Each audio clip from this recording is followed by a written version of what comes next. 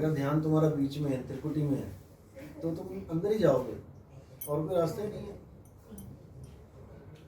लेकिन अगर तुम्हारा ध्यान आवाज में, जैसे मेरी आवाज सुन रहे हो तुम, अब चाहे आंख बंद करके सुन लो, चाहे आंखें खोल के सुन लो, तुम्हारा ध्यान मेरी आवाज में है, ना कि इस शरीर में है।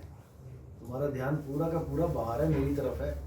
मैं बाहर से बोल रहा हूँ, तुम्हें बुला रहा हूँ आ जा, तो तुम अंदर कैसे जाओगे?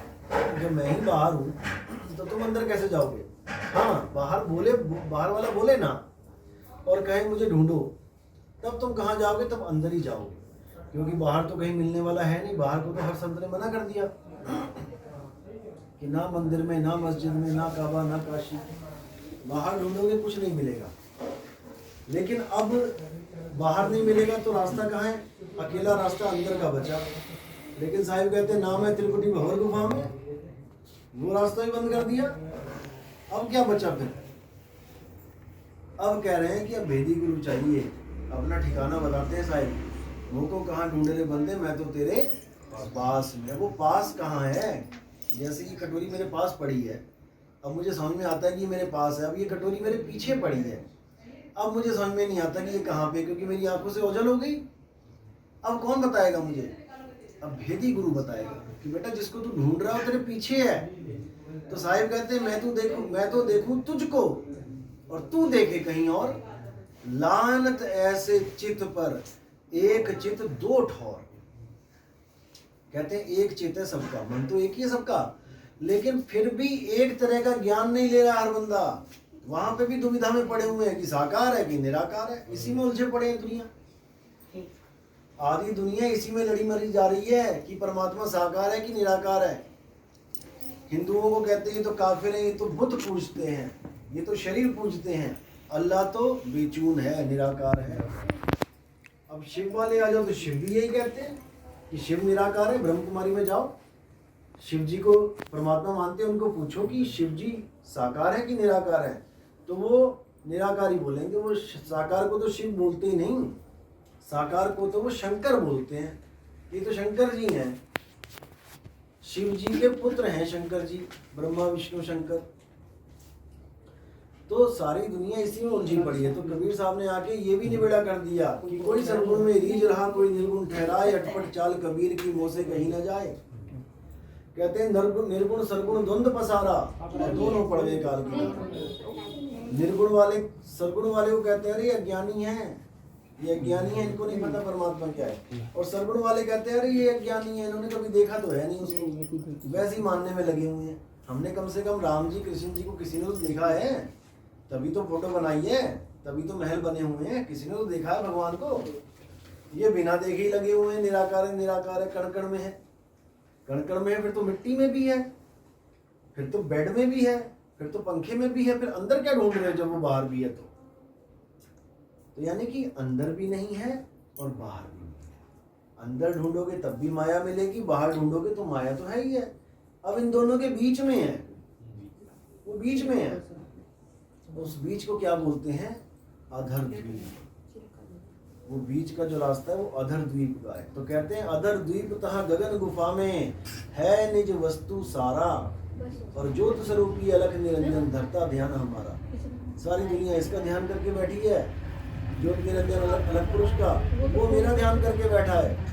तो ये सृष्टि चल रही है, नहीं तो ये सृष्टि नहीं चलेगी। यानी मन, ज्योत निरंजन रूपी मन आत्मदेव का ध्यान करके बैठा हुआ है, यानी उससे ताकत ले रहा है, हर काम उससे कह के करता है। जैसे आपका मन बैठा हुआ है, एकदम मन में आया चलो आम खा लेते हैं, मन में आया ना, क्या ये लेके आ सकता है आम मार्केट से? आप कह दो उसको जाए आम खाना है, जा तू ले आ, ले आएगा क्या? नहीं ला सकता। ये तरले करता है आत्मदेव के, ले चलना, ले आना, ले आना, मैं आम खाना है। फिर आत्मदेव कहता है अरे बेटा कोई बात नहीं, मैं ले आता हूँ। तो आत्मदेव की ताकत से मार्केट से आम आता है, मन की ताकत से नहीं आता। करता करे ना कर सके, गुरु करे सो हुई। गुरु कौन है? आत्मदेव ही गुरु है। और करता कौन है? ये तीन लोग का करता बैठा है मन। सारी सृष्टि का कर्ता यही तो है, मन रूपी। लेकिन कुछ भी नहीं कर सकता ये जब तक आत्मदेव की ताकत ना मिल जाए। गुरुजी एक सवाल था, क्या मन में कभी ये उसके मन में ये विचार नहीं आया कि मैं भी ब्रह्म इसको शब्द को जान लूं और मैं भी शब्द बन जाऊं? मन एक अवस्था का नाम है असल में। मन कोई अलग से पावर नहीं है, मन उपजाया हुआ एक। ये हम जो अभी गुरुजी भेद बता रहे वही ये मन ही तो कर रहा है ना। एक मिनट तुम्हारी ही जो सारे अज्ञान अवस्था है ना, सारे लिए है, जो तुम्हारी ही अज्ञान अवस्था है वो मन है। अज्ञान में आके हम एक कल्पित मन और कल्पित माया बना के बैठ जाते हैं कि मेरा मन कह रहा है। अब कहने वाला कौन है और मन कहाँ है? मन को किसी ने देखा नहीं, लेकिन मन कह रहा है सब उसी की इच्छा, लेकिन बीच में एक अड़ंगा डाल दिया कि मन कह रहा है, मैं नहीं कह रहा भाई, मन कह रहा है। जैसे एक आदमी अच्छा खासा डॉक्टर शराब पी लेता है, शराब पी के नाली में पड़ा हुआ है, नाली में पड़ा है, अब उसको कोई डॉक्टर तो नहीं कहने वाला, नाली में ही पड़ा हुआ है शराब पी के, उसको डॉक्टर कौन कहेगा? अब है वो डॉक्टर ही, तो जब वो होश में आके सीट पे बैठ जाएगा तो वो डॉक्टर कहलाएगा, और जब बेहोशी की हालत में नाली में पड़ा है तो वो शराबी कहलाएगा। समझ गया जी। इसी तरह तुम्हारी ही आत्मा, तुम्हारी ही आत्म स्वरूप जब उच्च अवस्था में होता है, प्रभु का सिमरन सबसे ऊंचा, जब तुम सबसे ऊंचे जाके बैठते हो, राम कबीरा एक भय हैं और कोई न सके पहचाने। अब तो जाए चढ़े सिंहासन, जब तुम सिंहासन पे चढ़ते हो तो तुम राजा बन जाते हो, और तुम सिंहासन से नीचे उतरते हो तुम भिखारी बन जाते हो। अब बस यही करना है, सिंहासन पे चलोगे। अब तो जाए चढ़े सिंहासन और मिले हैं सारंग पानी, राम कबीरा एक भय हैं और कोई न सके पहचानी। पहले दो थे, पहले अपने आप को ही मन समझ रहा था, अपने आप को ही ब्रह्म समझ रहा था। मन दुखी हो रहा था तो मैं सोच रहा था कि मैं ही दुखी हूँ, क्योंकि हम मन को अपने आप से अलग कर ही नहीं पाते हैं। वो तो बाद में पता लगता है कि अज्ञान अवस्था मन है और ज्ञान अवस्था आत्मदेव है। सूरत का खेल है सारा, बिना सूरत के कुछ नहीं हो सकता, सारा खेल सूरत का है। और सूरत ही संसार में फंसी है, इसलिए हर तरह की बत्ती जला रखी है सूरत ने। तो कह रहे हैं सूरत फंसी संसार में, तासे पर गई दूर, सूरत बांध स्थिर करो, आठों पहर हो। बस तुमने स्थिर कर लेना है, स्थिर करो और अपना घूमो फिरो और तुम देखोगे कि अरे क्या बात है, मैं तो वहीं पे बैठा हूँ, सारी बातें भी हो रही हैं, सारे काम धंधे भी चल रहे हैं, लेकिन मैं तो वहीं सिंहासन में बैठा हूँ। यानी कि यहाँ से हटा नहीं और वहाँ पहुँचा नहीं। मुझे अपना आत्मा, सूरत और ध्यान एक ही चीज है ये? आत्मा, सूरत और ध्यान। आत्मा जब हम बोलते हैं तो वहाँ पे कैटेगरीज चलती है, जैसे परम आत्मा, जीव आत्मा, ब्रह्म आत्मा, तीनों में आत्मा लग गया है। तो जैसे कि गृह मंत्री, प्रधानमंत्री, मुख्यमंत्री, मंत्री तीनों के साथ लगा है। हाँ, मंत्री तीनों के साथ लगा है, यानी कि मंत्री एक ओहदा है, एक पद है, लेकिन गृह मंत्री है, मुख्यमंत्री है, प्रधानमंत्री है, ये कैटेगरी वाइज बदल गए। ऐसे ही जीवात्मा है, ब्रह्मात्मा है या परमात्मा है। हमने इसमें देखना है कि कौन सी भक्ति करवाई जा रही है। जो लोग जीव को ही परमात्मा कहते हैं, जो कहते हैं कुत्ता भी परमात्मा है, हाथी भी परमात्मा है, सुअर भी परमात्मा है, सब में परमात्मा है, वो असल में परमात्मा को नहीं जानते, वो जीव को परमात्मा मान रहे, वो जीववादी है।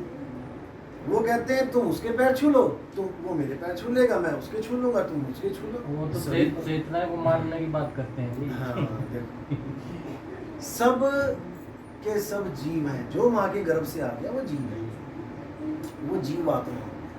जब हम भक्ति करते हैं, सत भक्ति को छोड़ के आप कोई भी भक्ति कर लो, जाप की कर लो, अजपा की कर लो, अनंत की कर लो, जिस अवस्था में आप पहुंच जाओगे सत्य को छोड़ के, वो ब्रह्म अवस्था है।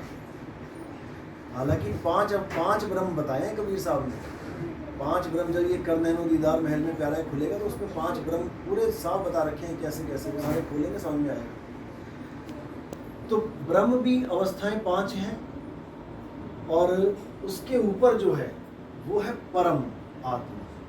परम आत्मा का मतलब होता है कि आप ही का शुद्ध चैतन्य स्वरूप। यानी एक किरण जो आई थी, जो कीचड़ में पड़ी, वो मैली हो गई, कहने का मतलब अब वही वापस अपने सूरज में समा जाएगी, तो एक हो जाएगी। जैसे नीचे समुद्र है और ऊपर लहरें चल रही हैं, समुद्र को हम एक ही कहेंगे, लेकिन लहरों को हम अनेक कह लेते हैं, गिन लेते हैं, 4 लहरें आ रही हैं, 5 आ रही हैं, है वो समुद्र का ही पार्ट। शांत हो जाए तो वो समुद्र में ही है, मिल गया समुद्र में। लेकिन बस अशांति की वजह से वो आत्मा से जीव आत्मा बनी पड़ी, जीव आत्मा बनी है इसलिए निर्भय नहीं है। जीव सोई जो जुग जुग जीवे, उत्पत परलय माही, देह धरे भर में 84 निर्भय कबहू नाही। जो जीव का ज्ञान देते हैं, जीव भगवान है, वो निर्भय पद को नहीं प्राप्त कर सकते। जीव के ऊपर है ब्रह्म ज्ञान। ब्रह्म ज्ञान में कौन है? जितने भी ये बाबे बैठे हैं A to Z, जो शरीर के अंदर ध्यान लगाने को बोलते हैं, चाहे त्रिपुटी में, चाहे नाक पे, चाहे कंठ में, कहीं भी जो भी देही ज्ञान में उलझ रहा है वो ब्रह्म ज्ञान में ही जाएगा, इससे ऊपर नहीं हो सकता। जब देही का ज्ञान भी खत्म हो गया और जीव का ज्ञान भी खत्म हो गया, तब जो एक असली सार वस्तु है जब वो प्रकट होती है, तो तुम्हारा ध्यान ना तो शरीर में रहता है और ना इस दुनिया में रहता है।